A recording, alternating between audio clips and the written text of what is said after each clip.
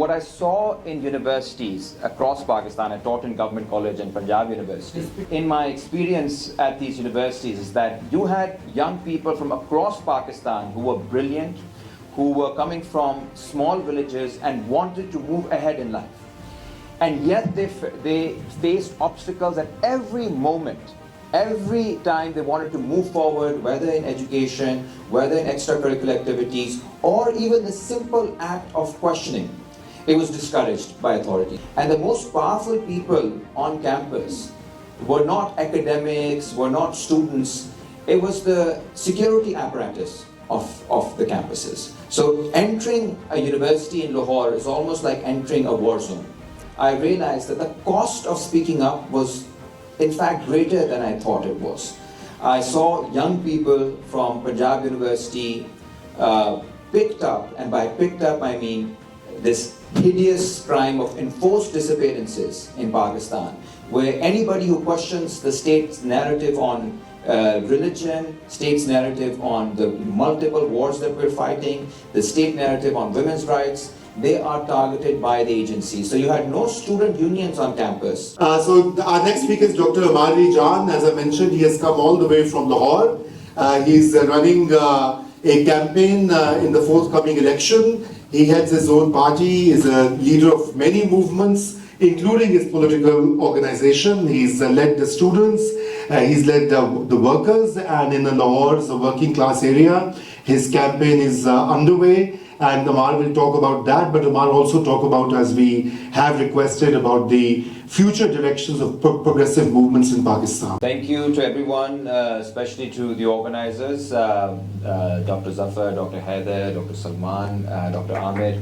Thank you, all of you, not only for organizing this event, but also for your consistent solidarity in very difficult moments. Yes, Pakistan, of course, is a very difficult place, but when you realize that you have support from across the world, it gives us hope in very hopeless times. So I thank you all for taking time out and for your solidarity. I'll just briefly talk about why we decided to enter politics. I was a student here. Kamran Saab is my mentor. I came here to become a banker, and because of Kamran Saab, I eventually did my PhD in history, and now I'm unemployed in Lahore. So thank you so much, sir. It's been a wonderful journey. But if I had another opportunity, I would do the same, because I think him and others like him have given us a reason to orient our lives for a better purpose, for a bigger purpose. And eventually, I've returned to Pakistan in 2016 after finishing my PhD from Cambridge, England. And the goal for us in Pakistan was to introduce critical thinking.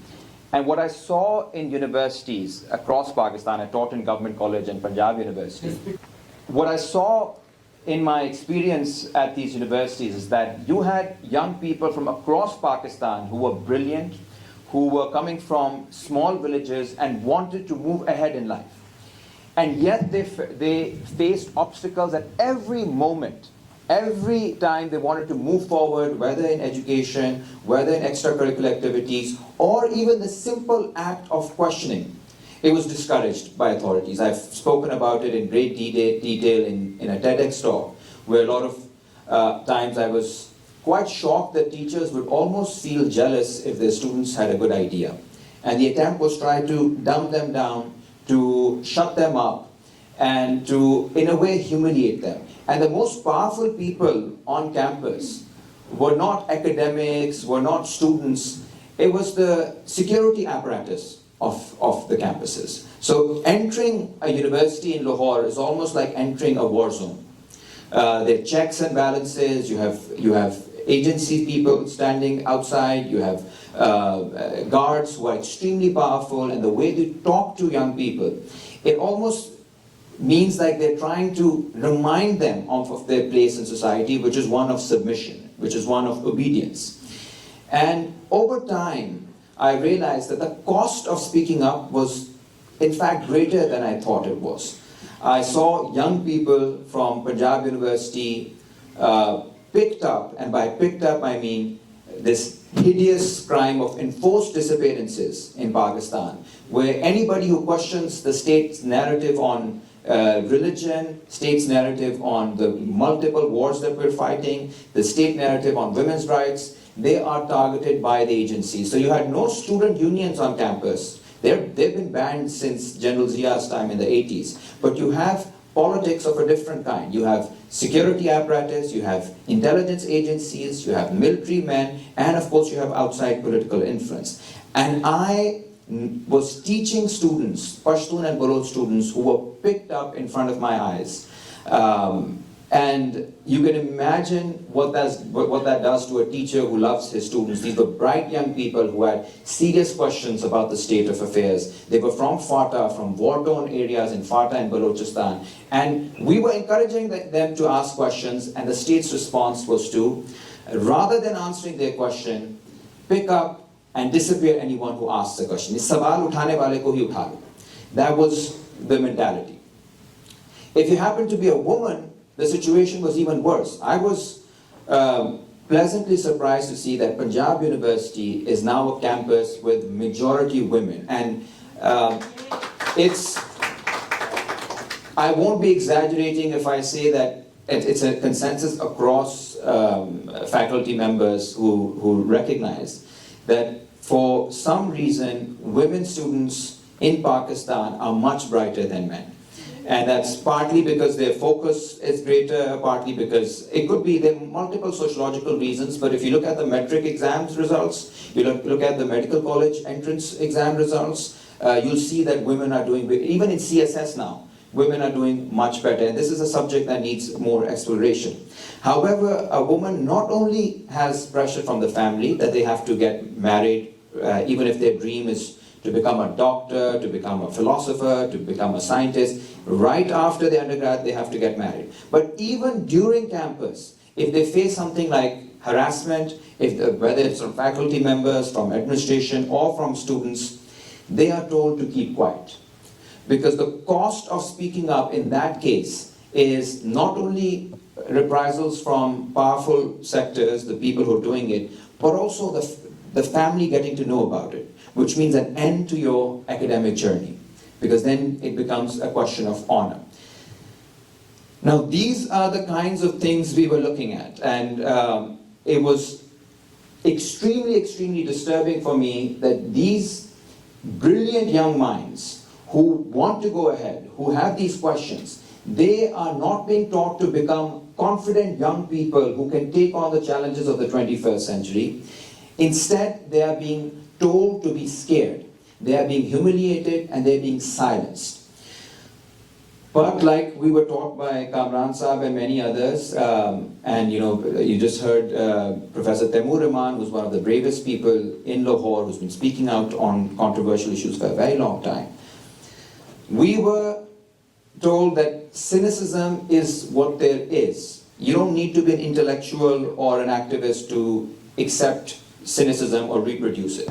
To be an intellectual, to be an activist, you have to find spaces of hope, even if they're tiny. And we tried organizing people on Punjab University campus, which some of you would know is a hub of religious organizations. The famous one is Jamiyat. And I'm proud to say that when the Mashal Khan tragedy happened, this young kid who was lynched in Mardan on blasphemy charges, which broke our hearts, our students in Government College, Punjab University, FC College, on the same day did protests on campuses, not only against the administration, but also in front of offices of the Jamiyat, the right-wing religious group, and bravely chanted slogans in favor of Mashal and in favor of secularism. This is on Punjab University campus, which means that students had that ability to talk about it. One of the students is with us from Government College, Zahid, who was a student at Government College at the time when Mashal Khan was martyred. He was one of the ones who was leading the protest, and now he's doing his PhD at Rice University here in Houston. We were also lucky to see the starting of a student movement in 2018-2019, which turned into a big student solidarity march in November 2019, which not only demanded an end to militarization of campuses, the initiation of sexual harassment committees on campuses, the end to privatization of education, but also after 40 years of a ban on student unions, for the first time in 35, 40 years, the question of student unions was placed in the mainstream of Pakistani politics, where Imran Khan himself, the then Prime Minister, had to tweet saying, "I support student unions and I support student democracy." This was the power of mobilization from grassroots led by young students across Pakistan.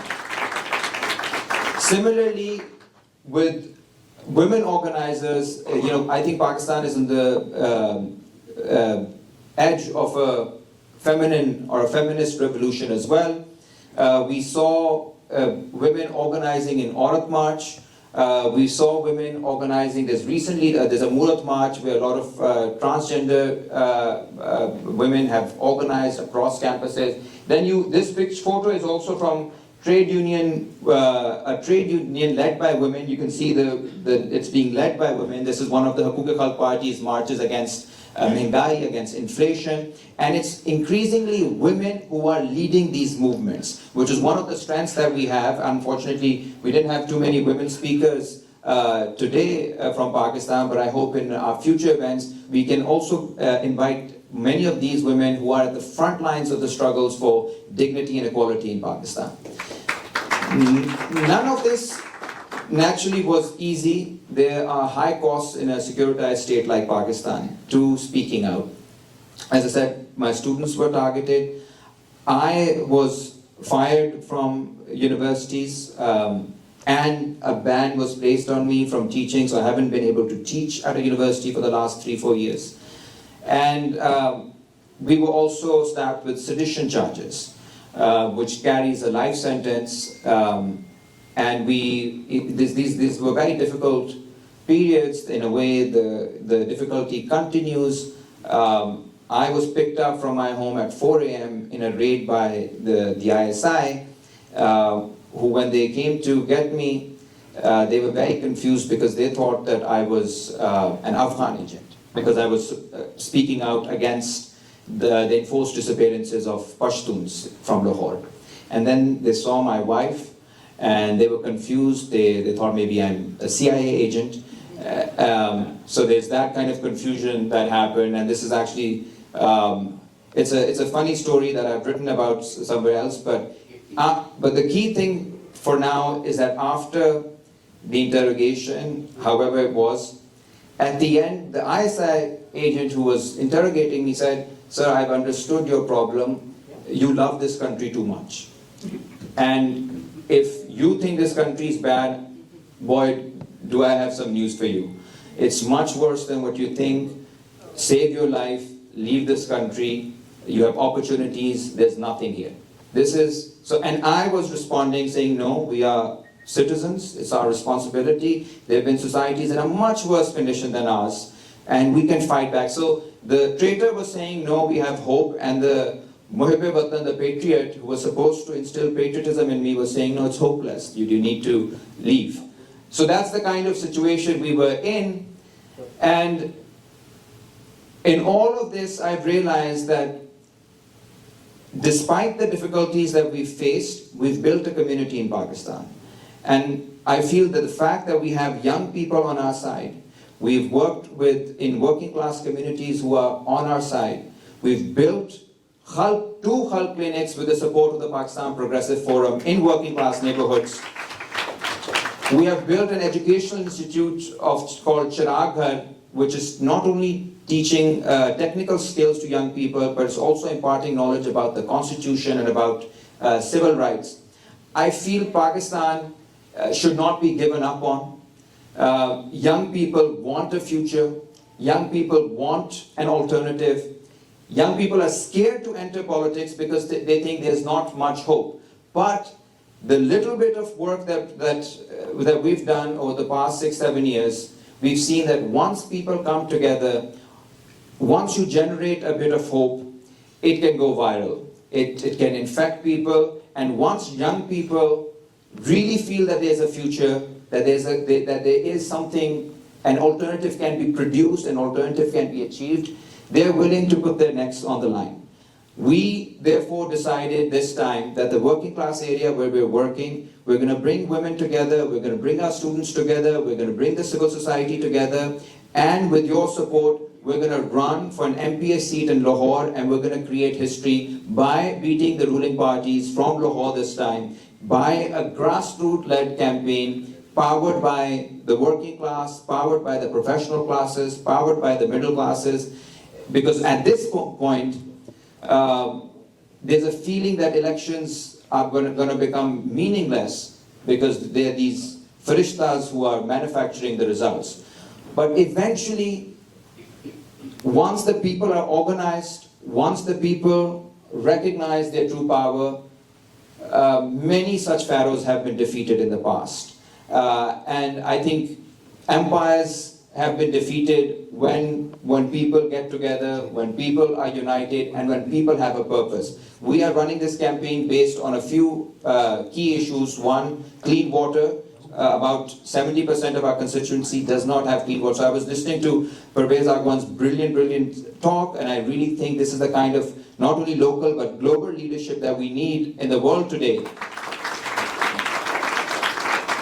And the issues that we're facing are similar but also very different, because we don't even have clean water, we don't have gas, we don't have people who can afford bijli, who can afford electricity, and we have not had a single new public school made in our constituency in 40 years. We're going to fight on these issues as the main issues, as well as fight on issues of greater resources to be given to health, to education, for climate justice, and most importantly, we are committed to pushing the military out of Pakistan's politics, and that's something we will fight for. We fought for it on campuses, we fought for it on the media, we fought for it on the streets, and inshallah, we will fight it in Punjab Assembly. Thank you. Thank you. Thank you so much.